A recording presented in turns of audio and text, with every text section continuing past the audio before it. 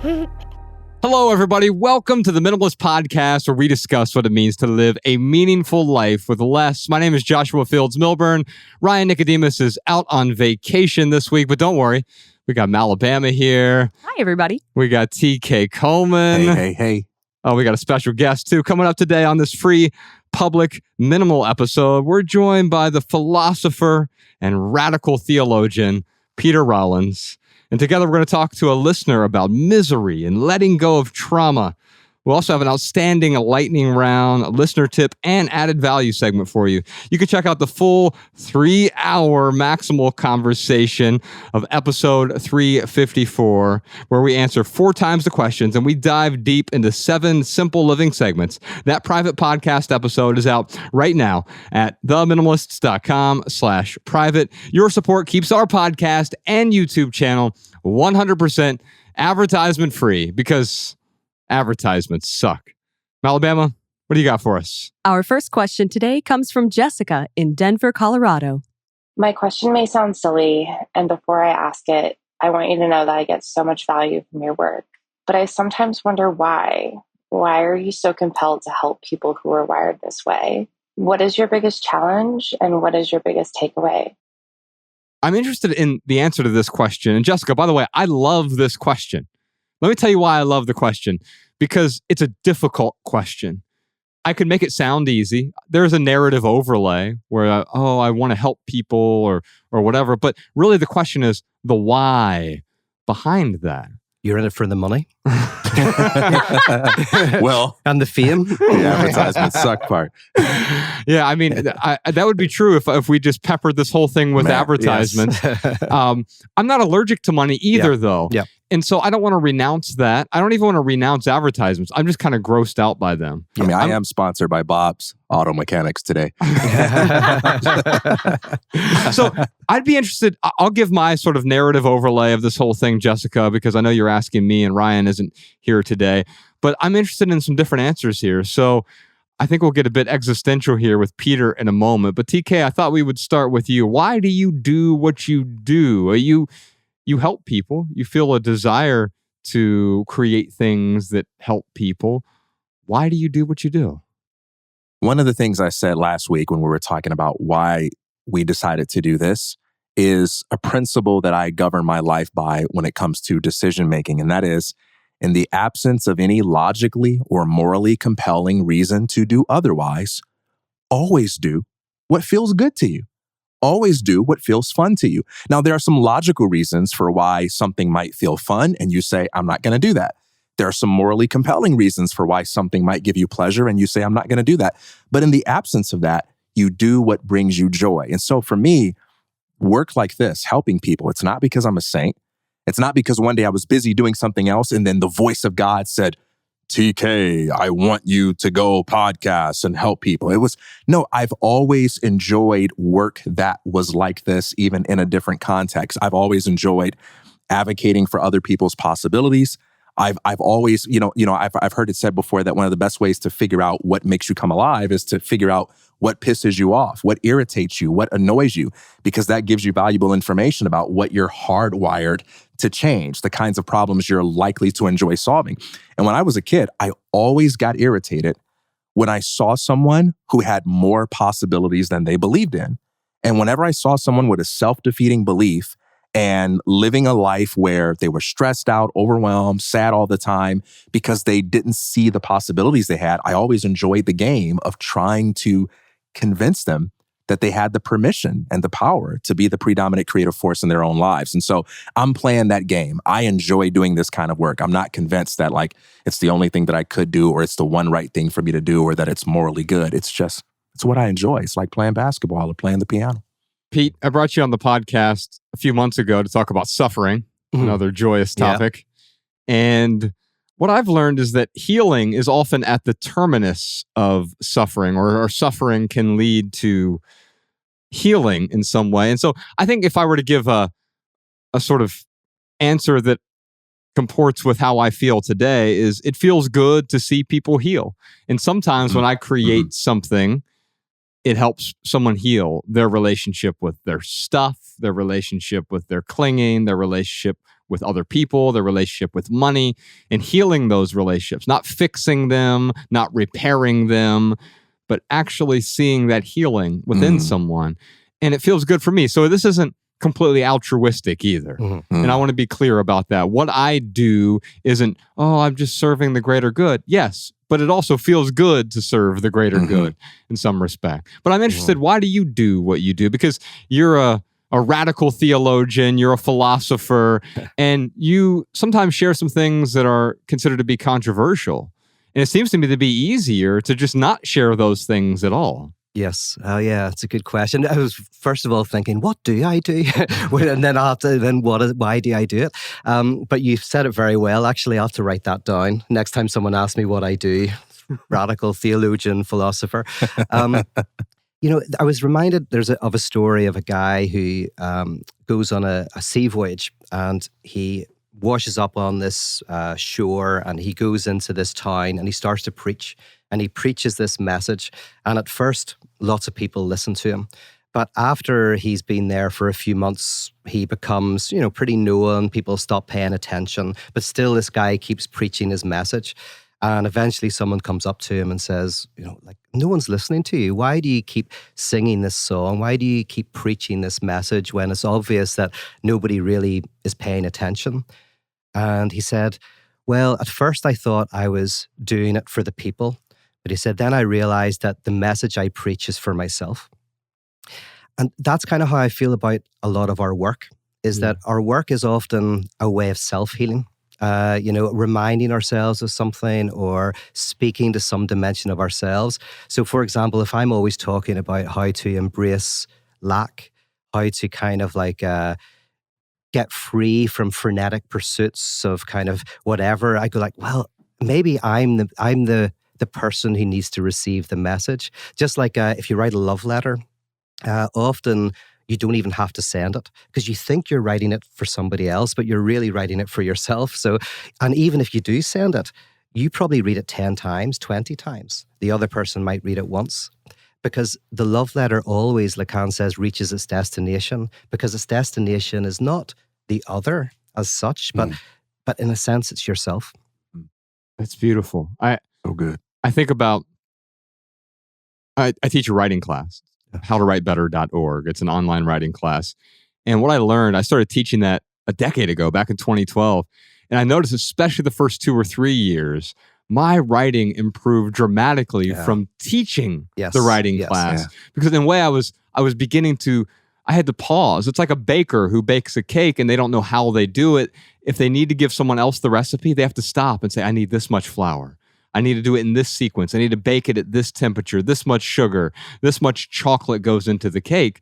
But they may not know that before. And what they do is they start to refine it based on the experience of actually teaching that to someone else. Yes. So in a way, by teaching this to other people, I think the person that has improved and healed most is me. Yes. And if other people go out there and I've noticed that people tend to share what we do on the podcast. That's why we do all of these TikTok clips and Instagram clips, is because as you start to share something. Do we have to do some dance TikToks? Yeah, we're going to teach how to floss. It's going to be great. Okay, all right. You're going to have to teach me the moves because I watch a lot of them, but I'm not very good at them. So wait till the end of this. You're going to look great on TikTok. We're going to remix just that moment right there. No.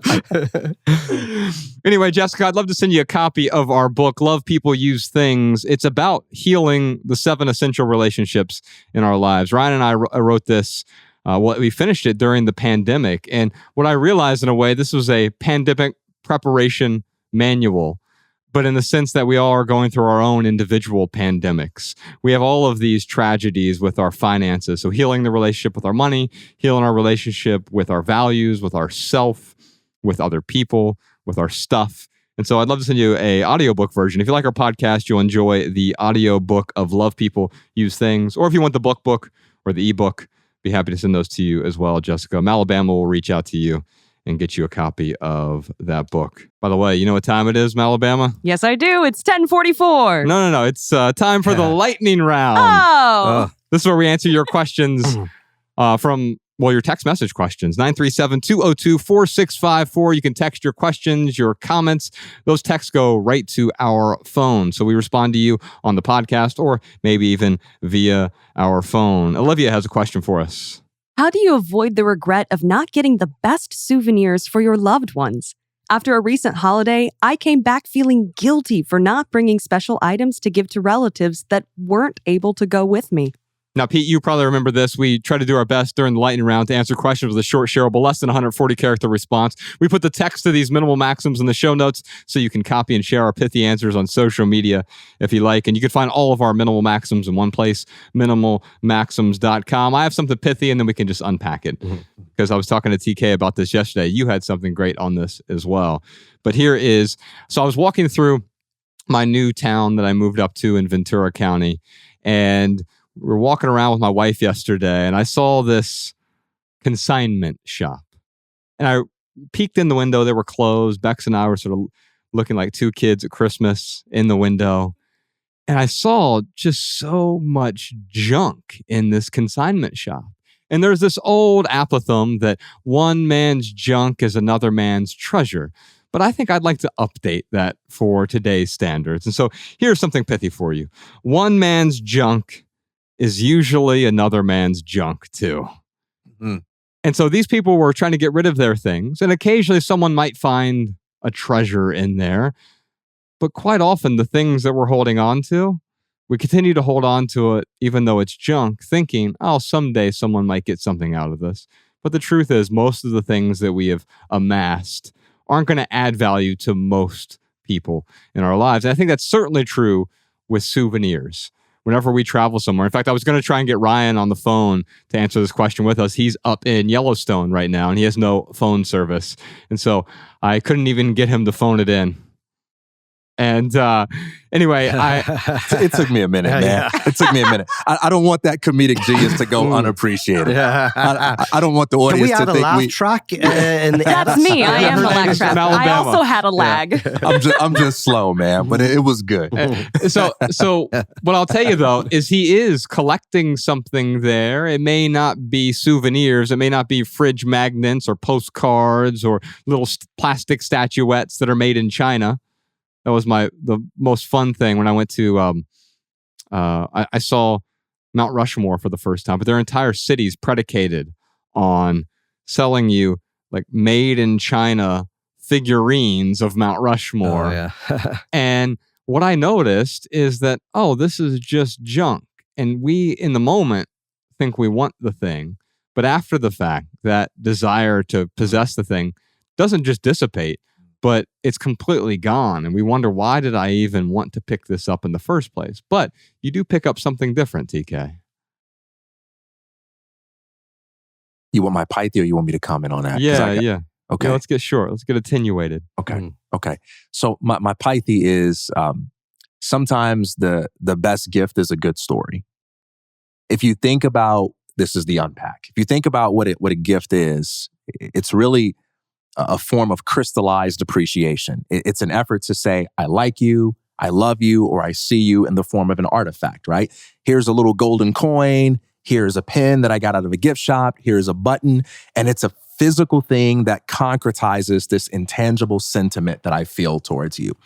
And so what makes people appreciate a gift is the thought that's behind it, which is why we say it's the thought that counts. And we can prove this to ourselves because if you take important days like anniversaries or Valentine's Day, birthdays, whatever, and I know the importance of these days are all arbitrary, but if you just try to money your way into appreciation by writing people checks or giving them cash, they'll feel cheap.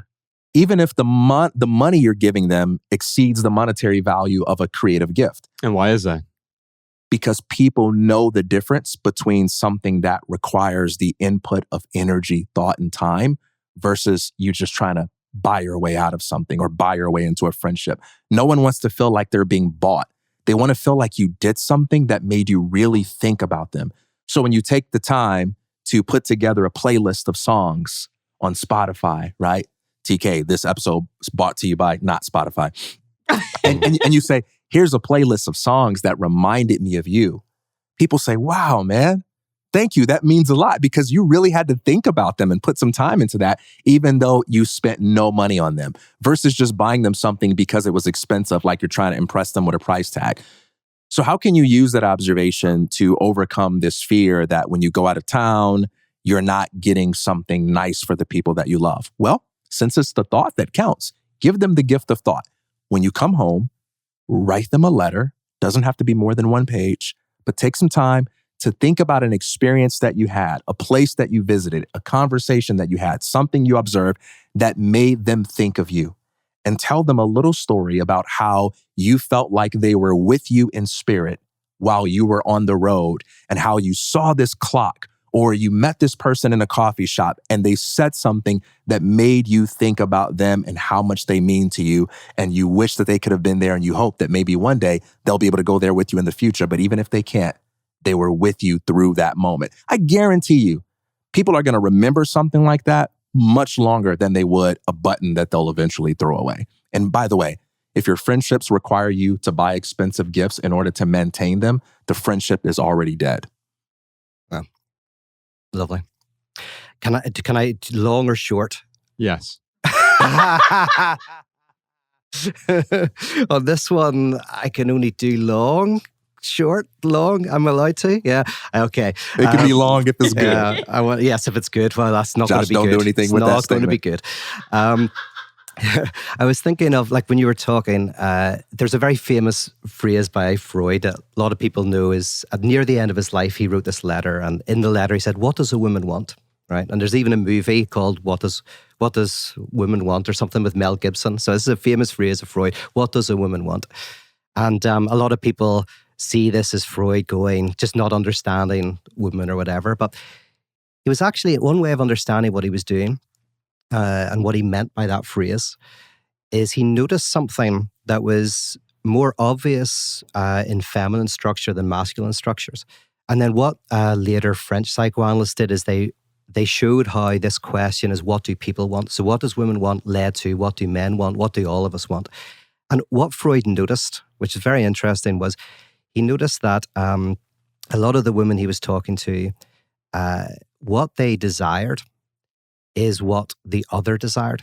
So in terms of even fantasy life, men's fantasies are often very solidified, right? Sedimented. So a man might have a certain fantasy, but women's fantasies were often not so solidified, much more fluid. So for example, a man might say to his partner, "I'd love someone to watch us having sex," right? And the woman might go, "I've never thought about that. And I don't really like the idea." But then she might go, "Oh, well, I see that you like the thought. So let's whisper about it. Let's talk about it," right? And then as they talk about it in discourse, she starts to enjoy the desire that it evokes in him. And then she starts to go, "I quite like this idea." And then maybe even they do it. And then after they break up, she goes off and this desire is hers now. But what was interesting is the desire for sleeping, with having sex when someone's watching, wasn't what she desired. She desired the desire that animated that act, right? So Freud noticed this and noticed that our desires are so interconnected with the desire of the other. And then men's desire exactly the same. It just kind of plays out in a different way. So all of this to kind of like back up exactly what you're saying is a gift. And somebody bought me a little wooden thing. Recently, a little kind of souvenir that meant a lot because there was desire within it. It was the object, was the representation, but it represented this desire that animated it, which is what Lacan calls object A. So in terms of this question, all of that comes around to exactly what you're saying, is that what can one do to concretize one's desire? And a letter is a good example. Flowers are a good example because flowers are of no pragmatic value. So why do we like things like flowers? Why do we like things that literally have no use value? Because in a sense, when you give something like this little wooden object I was given, it's got no use value at all. So it kind of, in a sense, is a great receptacle of the desire of the other. Those are the kind of little objects that are special. Yeah. So I think where we go with this, Olivia, and thanks for your question, is instead of bringing home souvenirs for people, you should watch them have sex. Yes. Oh, man. Yes, that's the takeaway.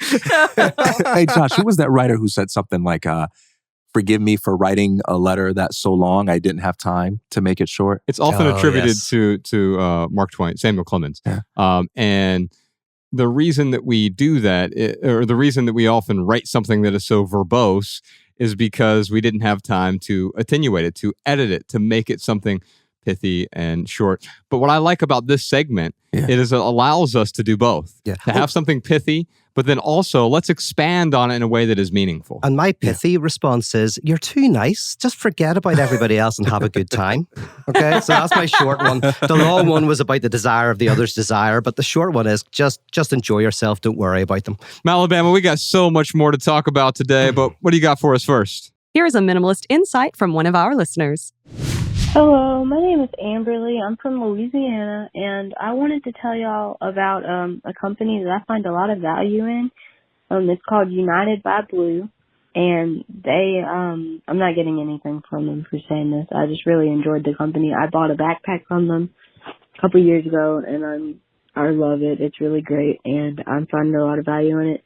They have quality products. They're very environmentally friendly, and they take a pound of trash out of the ocean for every project that you buy.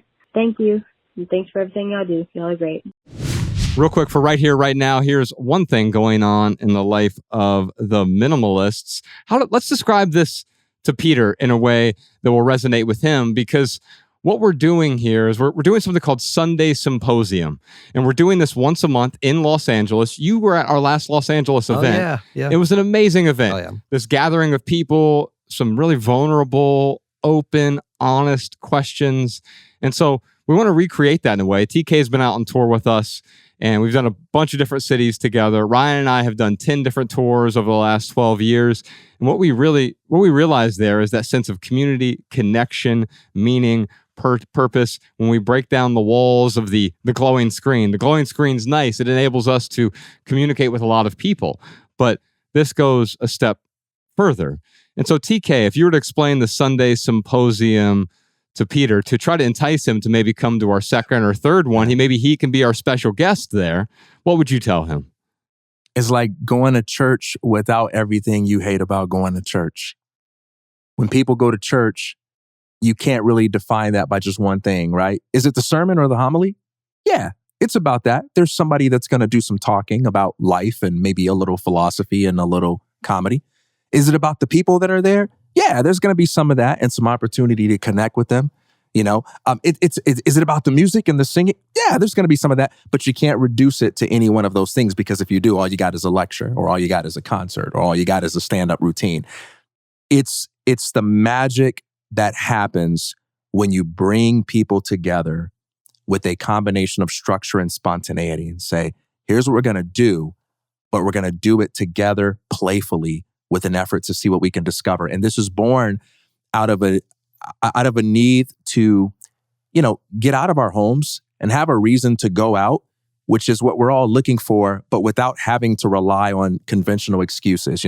I often think of, men getting together and going to the bar to watch sports is just a way to say, I love you, brother, without being so direct about it. And sometimes we want to say, hey, I love you, brother, or I want to connect with you, sister. And the only way we have to do it is be like, let's go to the bar. Yeah. Let's go to the shopping mall. Let's go to a movie, and we both stare at the same screen, but we never say anything to each other. We want to give people a space where they can come to and do those things and be as direct as they want to be, but also be as indirect as they want to be. Yeah, very good. Peter, we're doing these once a month. We're calling them Sunday Symposiums. They're Sundays at noon. And we'd love for you to join us at one of them. So we're soliciting you live on air. Absolutely. To see if we can get you there. Now, the first one we announced is August 28th. It filled up in an hour. So we have free tickets or purchase tickets if you want to help us pay for the venue. It's at a beautiful venue. This guy named Jamie and his wife, they own it. It's called Dynasty Typewriter, downtown Los Angeles.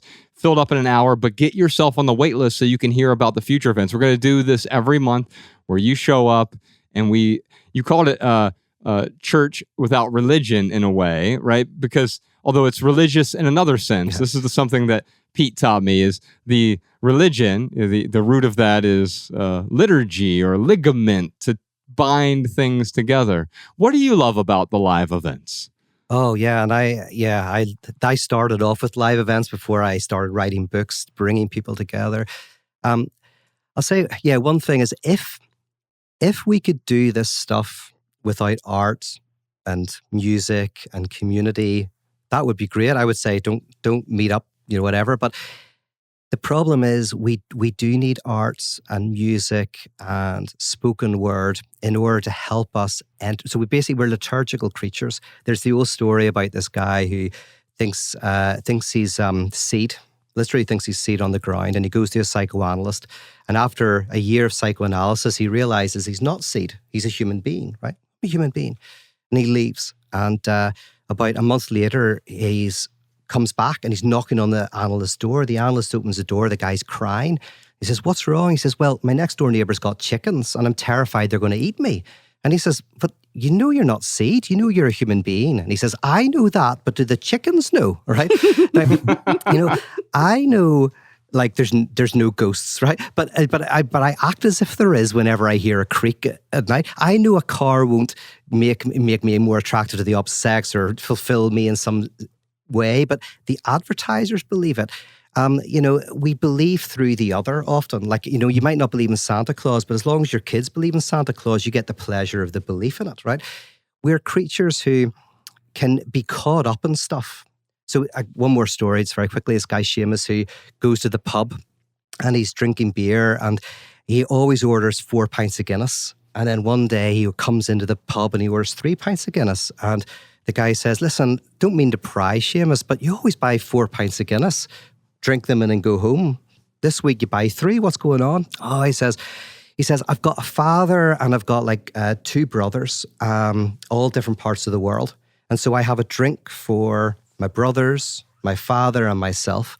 But," he said, "recently my father passed away, so I still have a drink for the living, my 2 brothers and myself." The guy goes, "Oh, sorry for your loss." So anyway, Seamus keeps doing this. And about 6 months later, he buys 2 pints of Guinness. The guy says, "Listen, I don't want to pry, but something happened to one of your brothers." And Seamus says, "Oh, no." He says, "No, not at all." He says, "Doctor's orders, I've had to stop drinking." Right? Now, the idea is that you are the ironic gesture. You're doing the very thing that you don't think you're doing, right? We can think that we're free from this frenetic pursuit, but still be caught up in it. And so what you need to do is, in a sense, surround yourself in a liturgical structure in which people enact that freedom through comedy and music and spoken word.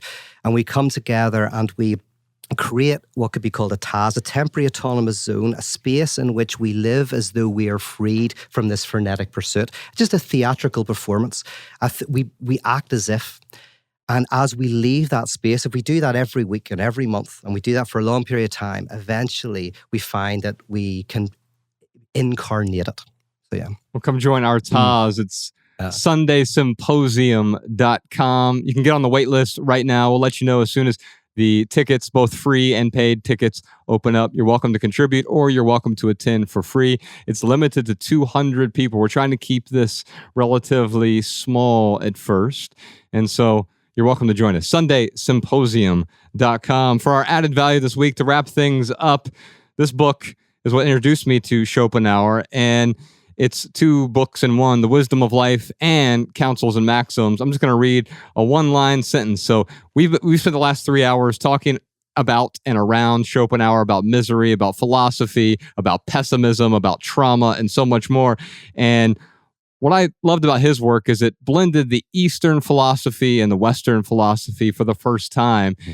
And he seems a bit harsh at first, but something about that harshness sort of drew me to it. So this is a line from page 14 of The Wisdom of Life. "Men are not influenced by things, but by their thoughts about things." And doesn't that summarize what we talk about perfectly? And can I tell a story that sums it up, I think? Is that okay? Absolutely. We're coming to a close, are we? To sum up then, Schopenhauer, I just thought of the stories you're talking about. This guy Seamus, who you may have heard of. He, thank you. You know him, yeah. I met him, You've met him, yeah. Well, due to an unfortunate set of circumstances, he finds himself living in Los Angeles, right? Oh, no. Oh no.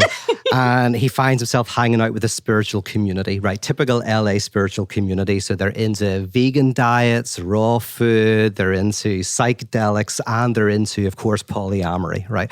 And Seamus finds all of this interesting, but particularly the polyamory. He says, you mean I can have a wife and a girlfriend? And they're all laughing at Seamus going, yes, absolutely. He's like, oh, that's crazy. He says, I'll have to talk to my wife about this, right? So he goes off and he's away for about 6 months. He comes back to the spiritual community, and the leader, in a patronizing kind of way, says, oh, Seamus, did you ever talk to your wife about polyamory? He says, I did. And you know what? She was delighted. She loved the idea. He says, now I've got a wife and I've got a girlfriend. And the community gather around, they pat him on the back. He says, oh, it's great. He said, what's your favourite thing about it? Oh, says Seamus. He says, it's great. He says, now I can tell my wife that I'm with my girlfriend and my girlfriend that I'm with my wife, and I can be left alone. That's the secret. In LA, there is this demand to have pleasure and excess and enjoyment and stability of, a relationship and the fun of sexual whatever, and demand.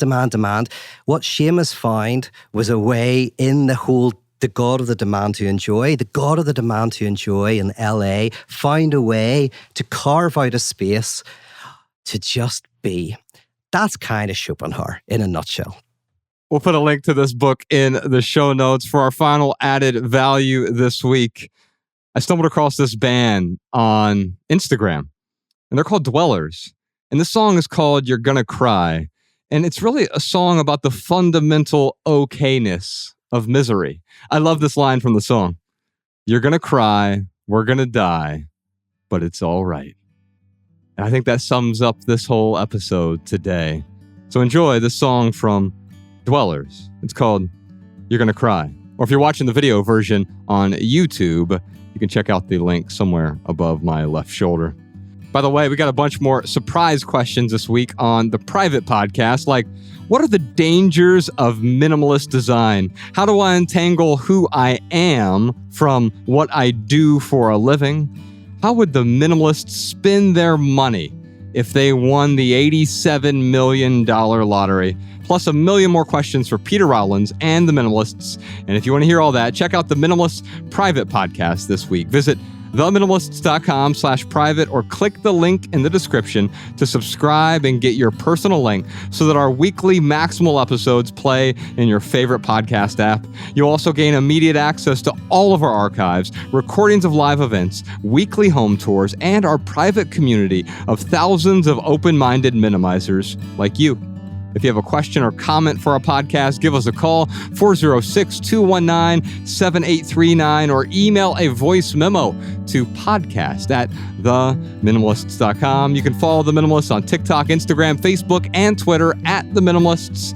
To get our podcast show notes in your inbox, sign up for our email list over at theminimalists.com. On behalf of Ryan Nicodemus, TK Coleman, Malabama, Podcast Sean, Jordan No More, Professor Sean, Social Jess, Danny Unknown, Post-Production Peter, Emma the Immigrant, and the rest of our team, my name is Joshua Fields Milburn. If you leave here today with just one message, let it be this. Love people and use things, because the opposite never works.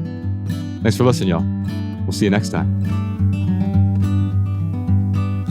Every little thing you think that you need, every little thing you think that you need, every little thing that's just feeding your greed. Oh, I bet that you'd be fine without it.